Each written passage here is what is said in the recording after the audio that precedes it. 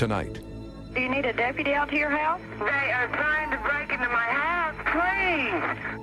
A mystery begins with a desperate call to 911. They're just looking, okay. Ma'am? That 911 tape was a real-time audio recording of the event. Investigators and forensic experts race to piece together the clues.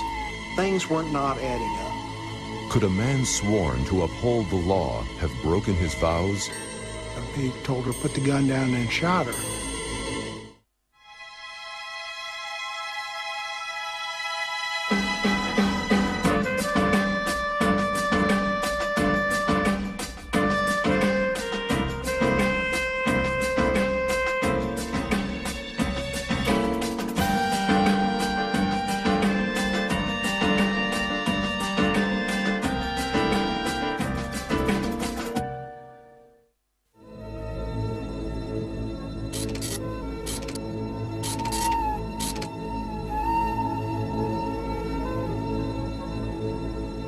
In the early morning hours of August 25th, deputies from the Harris County Sheriff's Department were dispatched to a home in the affluent Houston suburb of Old Oaks. They were serving a third-degree felony warrant to a 42-year-old divorcee, Susan White. Seconds later, 4176, shots fired, need an ambulance, officers are not injured, suspect's been shot. The Harris County DA sent Don Smith and Edward Porter to the scene to begin the investigation. On August the 25th, 1992, Edward and I were dispatched to this residence here to investigate an officer-involved shooting which Harris County Sheriff's deputy had shot and killed the homeowner, Miss Susan White. That deputy was 27-year-old Kent McGowan. He had been with the Sheriff's Department for nearly 2 years. When they arrived here, Deputy McGowan indicated that they saw a light coming from the window here. They came over, they used flashlights, attempting to look inside to see if there was a person inside and if that person would answer the door. They didn't get a response. They came back, knocked on the door. Susan White came and answered them, talked to Deputy McGowan, indicated that Deputy McGowan should leave her property. She was not coming out as long as Deputy McGowan was on her property. When it became apparent that Susan White was not going to let the officers in, McGowan contacted his supervisor to get permission to make forced entry. He was basically asking me for absolution to kick the door in on a felony warrant. So, of course, I told him, I said, you have a felony warrant in hand, don't you? Yes, sir. I said, well, kick the door. McGowan went around to the back door where they already had Malloy stationed. He instructed Malloy to kick the back door to make the entry. On the fourth kick, the door came open, the alarm went off, and McGowan entered with his gun drawn. I went in first. Opened the door, I went in and I entered the den.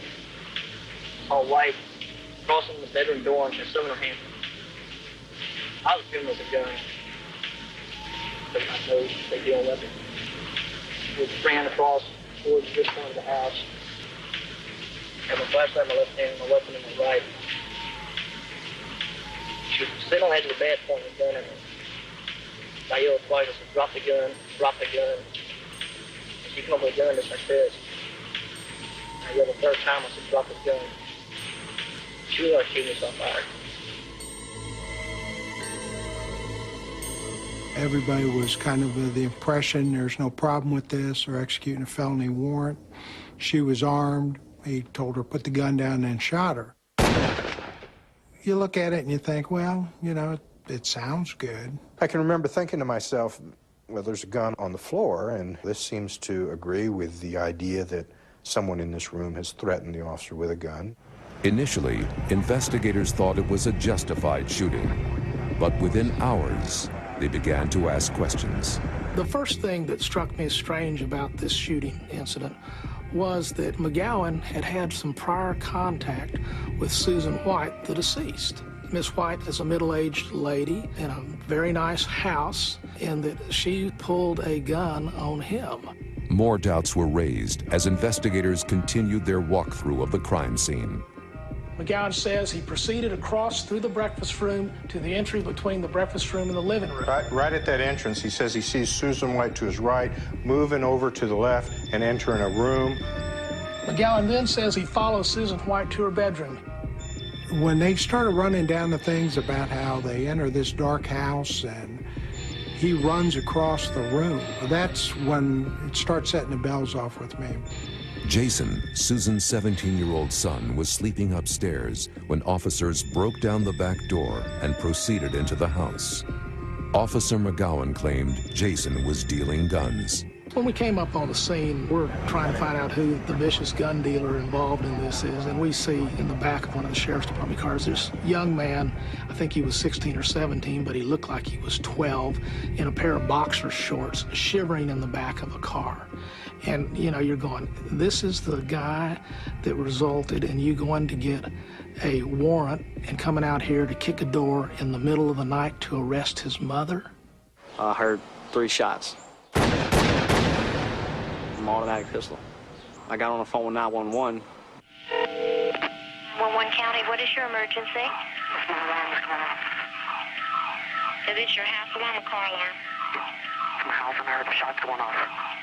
You're hearing what? I heard the shots, pow, pow, pow. And I saw flashlights around my door frame. 10 seconds after I heard the 3 shots, 2 officers came upstairs in my room, opened the door, and I was in my boxers in the bed, sleeping. They said, get on the ground, get on the ground. They had their pistols drawn at me. They rushed me outside, put me in the back of a patrol car, and I said, where's my mother at? Where's my mother at? Deputy McGowan claimed he fired at White in self-defense. But all of this comes into question when investigators discover a frantic 911 call made by Susan White on the night of the shooting. 911 County, what is your emergency? Yes, Deputy McGowan here at my door. I filed several complaints with him for sexual harassment, and I need some help immediately. What is going on now? There's a man standing at the door. And he says he's a policeman. He's at the front door or your back door? Right. McGowan has made sexual advances toward me. Okay, what else is going on? Who's there? Get McGowan away from my house. I want him out of my yard, off my property. Do you need a deputy out to your house? They are trying to break into my house, please. What's your address? 347 Amber Forest. Who's breaking into your house? I don't know. They say they are detectives, but I have been threatened by one of them. Okay, what's your name? Susan White. Lieutenant What? Susan is the one I need to talk with. They're breaking my door. What's the name of your subdivision? Old Oak. How many is there? I don't know. They please. What are they doing? They're just broken in. Okay. Ma'am? To me, the biggest break in the investigation occurred at 4:30 in the morning when we got that 911 tape where we had Susan White, get somebody else out here. I don't want McGowan out here. He's been sexually harassing me. It's just chilling when she said, help. That 911 tape was almost a real-time audio recording of the event because it has Susan White on the 911 tape, calling the sheriff's department for help. You hear the door get kicked in and hear the alarm go off. Then you hear her, after about 6 seconds, hang up the phone. And to the police, that 6 seconds becomes crucial to the investigation. We attempted to determine how long it would take somebody to, from the time the back door is kicked open, to get to that bedroom. We timed it and learned that you could get to that back bedroom within that 6+ seconds. To investigators, what seemed unusual about McGowan's story is that he ran directly to the bedroom, disregarding his law enforcement training. When you're doing a hard entry on a house, you have your weapon up, aimed, and you are very precise in your movements. You're clearing every corner, making sure that somebody's not hiding in the corner with a gun. She had purchased a pistol, a little .25 caliber semi-automatic pistol that was chrome, the gun that she held when she was shot that night. When McGowan just took off and went straight to her bedroom, she could have been standing behind this doorway over here. She could have been up this stairway. She could have been over here behind this bar, hiding, waiting to ambush whoever came in. If you were a cautious police officer and really fearful of somebody going to commit retaliation on people, do harm to other people, you wouldn't just run blindly for the bedroom. With mounting suspicions, Assistant DA Don Smith did something he had never done in his entire career. He concealed a tape recorder in his pocket and recorded McGowan's version of what happened that night. Everybody discounts a hunch, but there was one of those that I just wanted to make sure that we got everything down that he said, that there wouldn't be any question about what he had told us during the walkthrough, and make sure it wasn't any difference than what he put in his written statement that he would give later on that morning. That's why I used a tape recorder. In all of the officer-involved shootings that I've investigated in 10-plus years, I never had recorded an officer during a walkthrough, either before or since. Edward Porter and Don Smith continued their walkthrough as Deputy McGowan led them up to the final moments before he fired his gun. I was leaning in the doorway like this. Deputy Moore was standing. He was right behind me somewhat. McGowan followed her to her bedroom. McGowan stops at the bedroom door. She was kneeling down. I said, what is doing there? I said, it's the left hand or right hand. Knock on the brow. And I said, you got a gun. I said, drop the gun, drop the gun. McGowan says that when he gets to the doorway, he sees Susan White starting to kneel and sit on the bed with a gun in her right hand. McGowan says he raised his gun at her and told her to drop the gun 2 times. And the second time I dropped the gun, she came up with the gun and I fired the gun.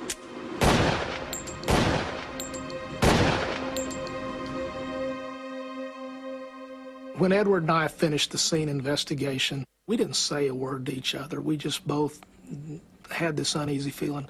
You know, and I told Edward, go to the hospital, find out what you can find out. By this time, we knew she was deceased, but go look at the wounds. The wounds tell you a whole lot about how things happened. When we walk away from there that night, McGowan ran up behind us and thanked us for coming to this justified shooting. I mean, I remember thinking that if ever the hair on the back of my neck stood up, it did then. When we return, a new question is raised. Was Susan White having an affair with Kent McGowan, or was it a case of fatal attraction?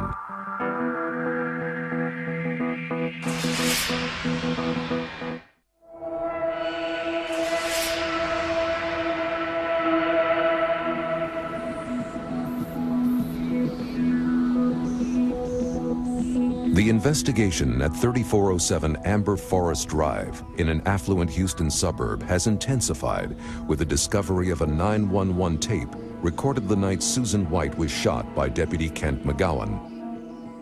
The next crucial step in the investigation was to look into McGowan's personal and professional history. Born in 1965, Kent McGowan grew up the son of a wealthy Texas oil man and rancher. At the age of 17, McGowan graduated from high school, joined the Air Force, and married his high school sweetheart. Catherine Casey, author of the book A Warrant to Kill, followed the investigation for years and reveals her insights into McGowan's personal history. His marriage with Michelle had always been very troubled. He was never faithful to Michelle that I know of. There was always another woman. In 1989, Michelle filed for divorce, but they were remarried several years later. That same year, McGowan joined the Houston Police Department. As part of the investigation, Steve Clappert looked into McGowan's law enforcement record and found it to be fraught with problems. I pulled his personnel file and I saw all the problems that had occurred in there. There was a number of instances where there was accusations of violent acts, assaults on prisoners, and numbers of disputes with other officers, including several female officers that he had been dating. Teresa Curry, a sergeant with the Houston Police Department, worked with McGowan in the late 80s at Houston's West Side Station. There was a female officer that I worked with that at one point in time he pulled a gun on her and put the gun to her head and threatened to kill her. An investigation into McGowan's behavior caused him to resign from the Houston Police Department in January 1989. He then attempted to return a year later, but was required to undergo a psychological evaluation prior to being rehired. That psychological evaluation told the police department in no uncertain terms they should not rehire Kent McGowan, that he was certainly not police material and would not be a good candidate for rehire. In an exit evaluation done by the Houston Police Department, Assistant District Attorney Don Smith recalls a chilling response made by one of McGowan's supervisors. Should this guy be rehired? One of his supervisors said, no, never. And I'm paraphrasing, of course, but I do remember that he will kill somebody one day. After failing 2 psychological evaluations, McGowan became an unpaid reserve officer with the Tomball Police Department in May 1989. There came to light that he was investigating a major Colombian cocaine cartel in Harris County. He puts out that they've got a hit on him and they're going to kill his family. Well, investigation showed there wasn't anything like that. Ultimately, McGowan was fired, and so Joseph McGowan applies with Harris County Sheriff's Department. They review him, they see HPD, don't know how, but the Harris County Sheriff's Department hired him. What they should have been looking at is what we call tramp cops. And these are guys that go from agency to agency to agency. First of all, you don't leave an agency like the Houston Police Department that at the time was the highest paid in the county and go down to another agency where you make less money, and then go to another agency where you make less money. Those should have been some flags. In April 1992, Kent McGowan was assigned to street duties with the Harris County Sheriff's Department as a contract deputy, patrolling the Old Oaks neighborhood. During this time is when he first met Susan White. And it was obvious then that Joseph McGowan was attracted to Susan White. The type of ladies that he liked were blonde, flashy cars, tall, thin. Susan was just a really bubbly, happy person. She took acting classes. She took Jason to do acting classes. She did a little modeling job here and there whenever she could get one. She had a lot of fun. If she could get a little bit part in a picture, she'd do that. In 1985, Susan met her third husband, Ron White. They moved to the affluent Houston suburb of Old Oaks with her teenage son, Jason. She really wanted it to work out. She had tried with Ron White. He was her third husband. And she was very, very disappointed when that marriage fell apart. It was under these circumstances that investigators believe Susan White met Deputy McGowan. Was there a relationship between Joseph McGowan and Susan White? From all indications, there was. The relationship involved him stalking her. Kent McGowan had a history of locking into women at vulnerable periods in their lives. He'd done this before.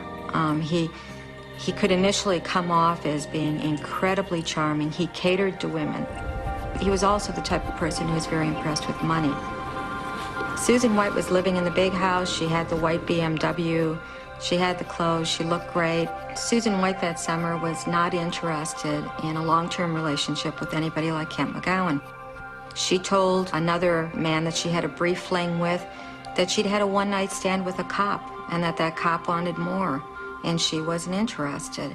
And I very much suspect that one-night stand had been with Kent McGowan. She told me that this Kent McGowan had come to her house and was trying to be a little more friendly than she was prepared for.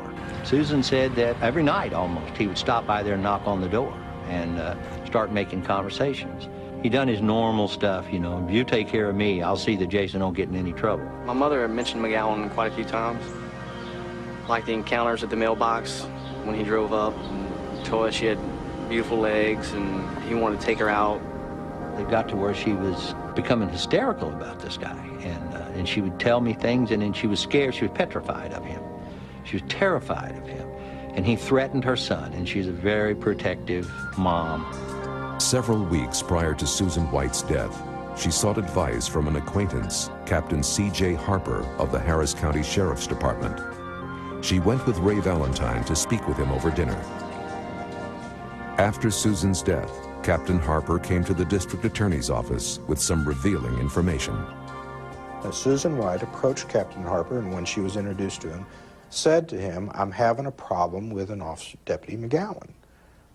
He's been sexually harassing me, bothering me, coming over. What do I do? How do I handle it? What should I do?" And that Captain Harper told her, "You need to call Internal Affairs and make the complaint within." This represented a serious threat to McGowan's law enforcement career. For someone who really needed that badge and that gun to feel like a man, this was a terrible affront. This was the most horrendous thing that could happen to him. He might not be able to be a cop. As investigators tried to unravel the relationship between Deputy McGowan and Susan White, they discovered a bizarre sting operation. All of a sudden, boom, there's this concoction. Jason Aguillard, Susan White's son, an 18-year-old boy, is a major arms dealer. And he tells his supervisors, "Oh, we have this major arms deal here, and I'm going to go make an undercover buy. I've got a guy that can buy a pistol from Jason Aguillard right now." 3 days prior to Susan White's death, Jason's best friend, Mike Schaefer, became McGowan's confidential informant and agreed to help McGowan set up Jason to be arrested. On August 23rd, Mike Schaefer met Jason and a friend to buy a gun. Jason was acting as an intermediary in the transaction. It was Jason's friend who actually sold the gun to Mike Schaefer. At that time, I saw a wrecker approach us from behind. Kent McGowan jumped out the wrecker in plain clothes and ran up to us, and that's when all the squad cars came rushing in. Jason and his friends were taken down to the substation, where Jason began to have suspicions about Mike Schaefer's involvement with McGowan. The officers had Xerox copied money, and I was assuming that the police officers had to give Mike Schaefer the money. Prior to the sting operation, McGowan had given Mike Schaefer $200 to purchase the gun. He Xeroxed the money so they could trace the serial numbers. When you hold up the Xerox copies of the purchase money, it doesn't take long for someone to figure out the police gave that money to Michael Schaefer for the purposes of purchasing it. And it becomes rather clear to anyone who's paying attention that Michael Schaefer is the CI. Jason was held at the station overnight, but was never charged with gun possession. He never could pin the gun charge on me because I never had it in my possession. They never found the pistol on me. They never saw any interaction or change of hands with a pistol from me or Mike Schaefer. Deputy McGowan had used this information and put out this information that Jason Aguillard, Susan White's son, was selling drugs, conducting these wild parties, selling automatic weapons, involved in burglaries and lots of criminal activity. He was using this in order to get to Susan White. Whether he was going to try to force her to be his friend or whether he was just going to punish her for rejecting his advances. When we return, investigators uncover a web of lies and deceptions that gave McGowan a warrant to kill Susan White.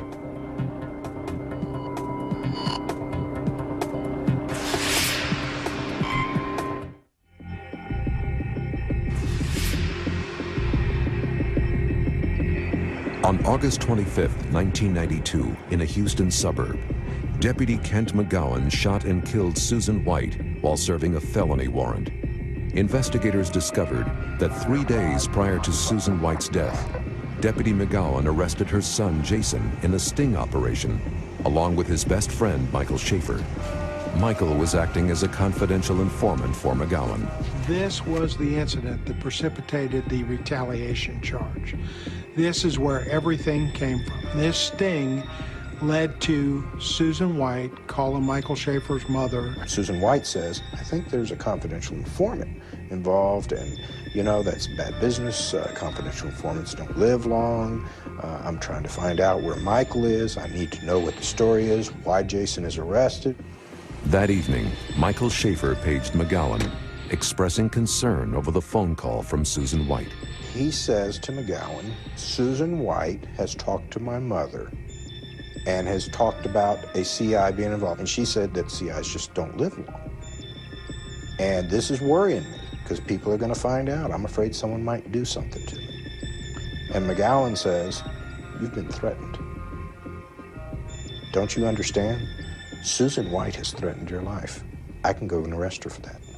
Kent McGowan painted a picture of Susan White as being a gun-toting moll and as Jason for being the head of this dangerous gang. And he repeated this to both of the assistant district attorneys he spoke to that night in order to get the warrant for her arrest. It was a lie. As part of the investigation, we wanted to determine whether or not the arrest warrant for Susan White was valid. So we went and got a copy of it, and then based on the copy, we were able to go interview the prosecutors that were involved in writing that probable cause affidavit. I started working that night at midnight. I replaced Jean Hughes, who had been working from 5 in the afternoon until midnight.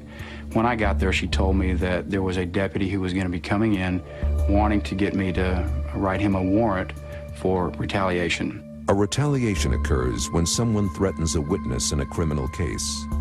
McGowan told me that a young man by the name of Michael Schaefer had been threatened by Susan White. She was such an international drug runner that she said to me, this is kind of humorous, and there's nothing funny about the whole incident, she said to me, Ray, what size bullet does this little gun wear? Like it was a dress. That's how knowledgeable she was about firearms. Never fired one in her life, to my knowledge. McGowan was just absolutely insistent that she was truly a danger to Michael Schaefer, and that was one of the things that motivated me to go ahead and write him the warrant that morning. No one said we were scared that Michael was going to get killed. And for retaliation, it really kind of needs to be a serious threat and one that you believe there's probability to be carried out. I ultimately learned that a lot of what McGowan told me was untrue, that there really wasn't a gang of kids out there running guns. There were no Uzis. There was just one gun that anyone could ever find out that I'm aware of, and it was just a handgun. If you're in here executing a bad warrant, then we're looking at a murder charge. Despite mounting evidence against Deputy McGowan's claim of self-defense, he found strong support in the Sheriff's Department. One of the greatest challenges investigators faced was breaking through the impenetrable blue wall of silence within law enforcement agencies. In the Harris County Sheriff's Department at the time, it was a very close-knit group. And I mean, it was hard to penetrate that shield, but there were cracks in that shield. Officer Al Kelly, who worked in the same department as McGowan, knew Susan White from his neighborhood patrols. He would eventually testify against McGowan. The last time that I had spoken to her, she told me that he was harassing her, sexually harassing her, and that she was scared of him. When I told Deputy McGowan to be careful with Susan, because she was scared of him, he said, I'll kill that bitch. Sergeant David Ruggiero, who was McGowan's supervisor, recalls another incriminating statement made by McGowan about Susan White. Something prompted McGowan to say, can you believe that crazy bitch? Or something to that effect. I was just infuriated. I was furious. And he apologized, saying, I'm sorry, you're right, I'm just my adrenaline. And right then and there, I knew he just sold me another used car. He was telling me what I wanted to hear. Investigators were stunned to learn that McGowan played Susan White's 911 tapes to fellow officers. McGowan's former co-worker, Officer Jeff Copeland, gave investigators the details. Kent went into the sergeant's office, and several other deputies joined him in there, and they played the 911 tapes. Kent was very proud of the tapes, kind of leading everyone, oh, this is when I did this is when I did that. He was kind of laughing and kind of yucking it up, having a good time with him. He had been bragging about the shooting. And McGowan told Jeff Copeland, anytime you kill somebody, they collect the shell casings and they mount them on a plaque, and they give it to you like a trophy. I've been a cop 25 years, and I've never heard of such a thing. He hasn't killed some terrorist with an AK-47. He hasn't killed a hijacker in the commission of a felony. He goes in and shoots a 42-year-old woman in the bedroom, and he's down here bragging like he has saved the world from crime. As the investigation intensified, crucial evidence was revealed by ballistics experts. Steve Clappert, a veteran investigator with the district attorney's office, set up a forensic reconstruction of the crime scene to see if McGowan's story rang true. I always like to do bullet paths, find out if everything comports with what the story was that the officers were relating to us. I was leaning in the doorway like this. Deputy Moore was standing. He was right behind me somewhat. There we go into the bedroom. These are the door jambs that he indicated that he had took refuge behind when he encountered her pointing a gun at him. This is the controller box on the TV where his bullet had passed through the corner of the controller box and into her body. We lined this up with another bullet strike on the head of her bed, passing from this hole here into the wall. This is a steel tape that we used. We ran across through the corner of the controller box and on out of the room. It's just a straight line. There was nothing to interfere with that bullet path. Once this bullet is launched, it's going to remain in a straight trajectory, and that will give you an approximate height of where the weapon had to be fired in order for these strikes to have occurred in that order. He would have had to have been 10 feet tall in order to have fired the rounds that struck her. Based on the trajectory report, it was clear to investigators that McGowan was not standing in the doorway as he claimed he was when he shot Susan White. He would have had to advance into the room probably 5 feet in order to achieve that angle at his height, because it's just scientifically impossible to hold a gun in front of you and to fire and have that bullet land exactly where it landed. When we return, the autopsy report reveals crucial evidence in the investigation of Susan White's death.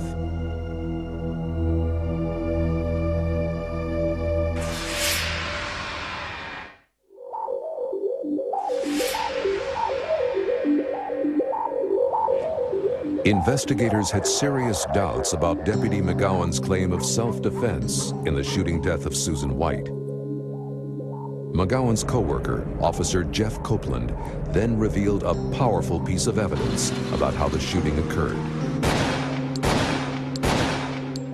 Specifically, the order of the bullets when McGowan shot Susan White. He told me that he shot her. The first shot was to the head, which blew the side of her head out, and the second and third shot was to the body. With this new piece of evidence, investigators began to examine McGowan's assertion that Susan White was sitting on the bed pointing a gun at him. She was on the bed, and she had a gun pointing at me like this. You know, I yelled her twice, drop the gun, drop the gun.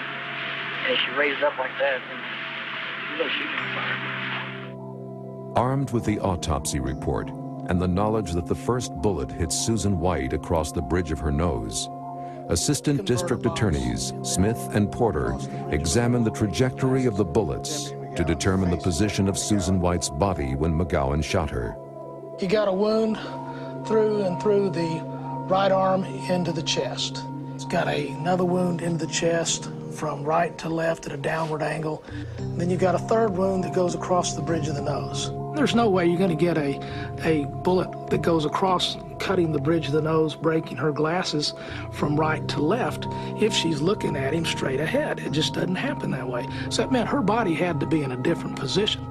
Susan White was in profile when the first bullet struck her across the bridge of her nose, which contradicts McGowan's story that she was facing him when he shot her.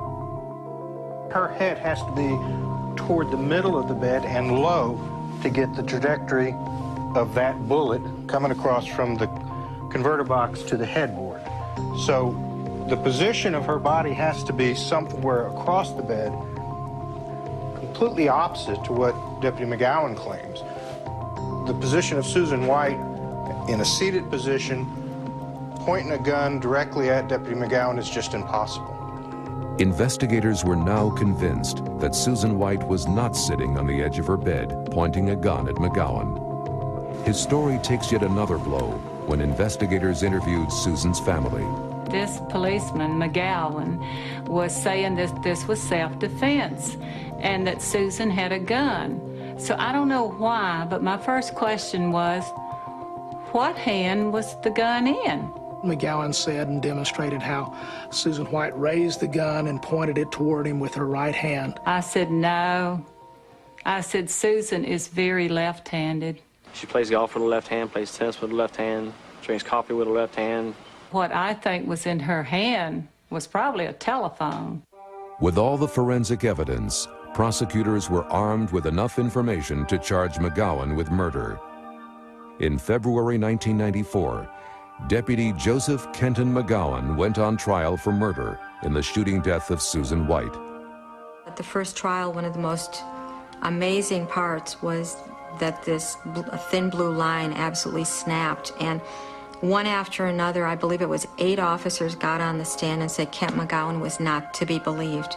In the case of Kent McGowan claiming self-defense, it appears that it didn't fly with the jury, because once they determined that part of his story is untruthful, then they have less reason to believe that the critical part, that is, I fired my weapon because I was afraid she was going to kill me, that is, Susan White was going to kill me. Once they decide that the rest of his story is a lie, their reason to believe him on that issue is substantially diminished. And apparently they did not believe him. In March 1994, Kent McGowan was found guilty of murder and sentenced to 15 years in prison. But to the shock of the jurors, McGowan was eligible for an appeal bond. The jurors at the first trial didn't know that Texas had a law at the time that said that in any trial, any felony trial, anyone who's given 15 years or less is eligible to be out on an appeal bond while his or her case is going through appeal. So if they had come back with a judgment of 15 years and 1 day, Kent McGowan would have gone immediately to jail. The fact that they came back at 15 years meant that he was automatically eligible for an appeal bond. He was granted the appeal bond, and he didn't have to go to jail until the appeals were settled, which turned out to be an incredibly long period of 8 years. In February 2000, to the shock of Susan White's family, the appeals court reversed McGowan's conviction because of a technicality. The case would have to be retried. District Attorney Edward Porter prepared the case for retrial and called a surprise witness to the stand. McGowan's ex-girlfriend, Summer Edwards, revealed the secret diaries that she kept while she was dating McGowan during his first trial.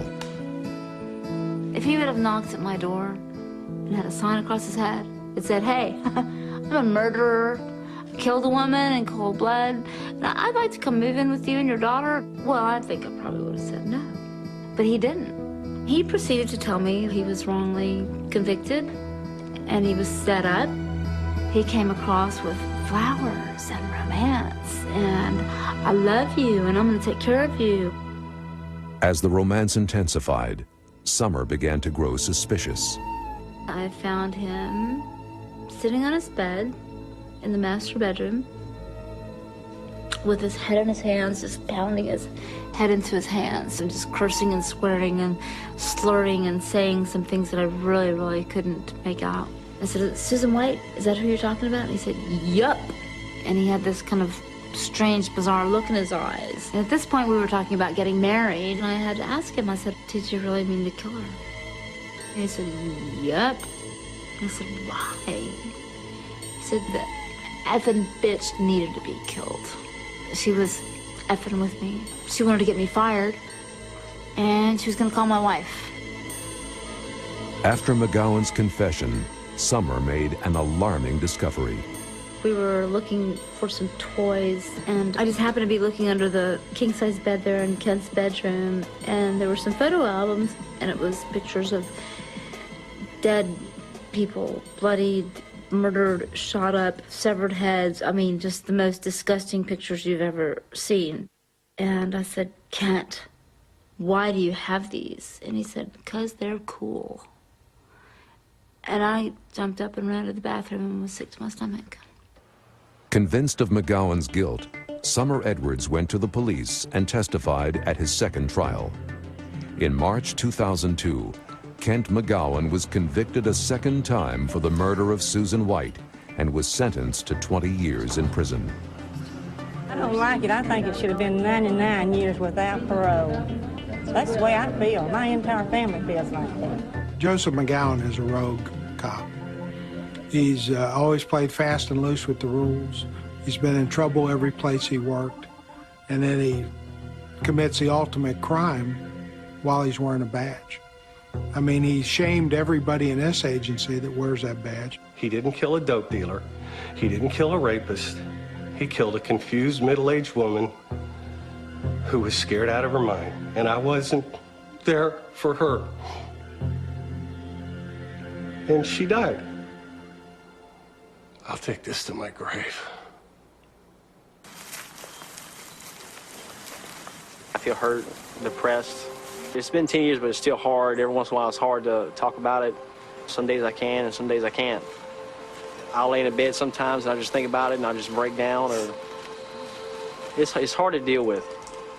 It's been, a long time to get justice about old McGowan, but they should have given him death, but they didn't. So we got to take what they gave.